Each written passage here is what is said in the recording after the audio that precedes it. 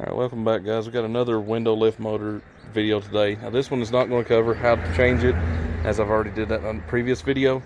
But what is going to be covered today is differences in the OEM Ford motor and the brand new Dorman motor. And the part number is right here, 742-251. It's made in China, as per Dorman's crap. And the biggest takeaways I'm having in here is it comes with this funky little connector here that should be connected straight to the motor, but it's not, which I can appreciate because this kind of, in a way, is a good thing. It gives you a chance to use the different connectors and stuff, but whatever. Biggest takeaway I've found so far is this one's stamped Ford, showing that it's an OEM part, even though it's Dorman. Surprise, plastic. Now, to be fair, the plastic does seem pretty high grade in terms of whenever this these screws got put in, they got cranked down pretty hard. So aside from huge differences, the motor body itself is a lot smaller. You have a plastic housing in which you have to screw your setup to. This is what ticks me. These two bolt holes lined up perfectly, but you're meaning to tell me that Ting Tong over in China couldn't hit the third hole? I mean, really? I thought I might have just had it oriented funny or something like that, but no, it's just the way it is.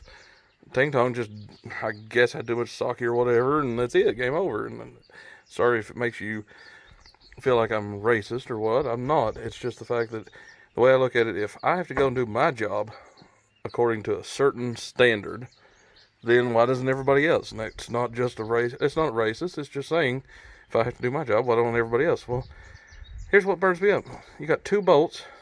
Now these do put some torque out. Like, if you don't have these cranked down good, they will rattle back out, and you'll be doing this again.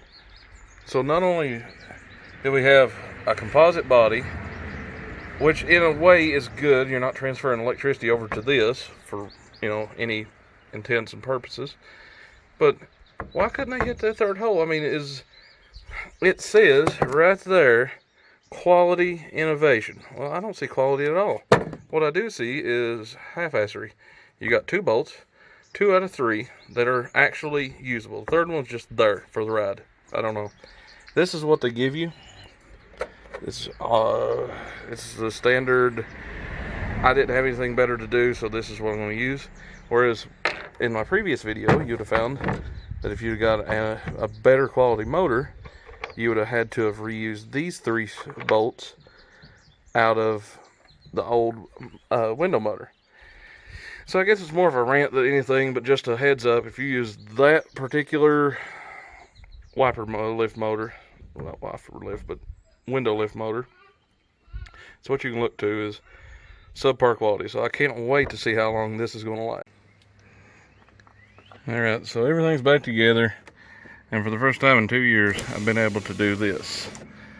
And I've already installed the new window felt strips. They're already on.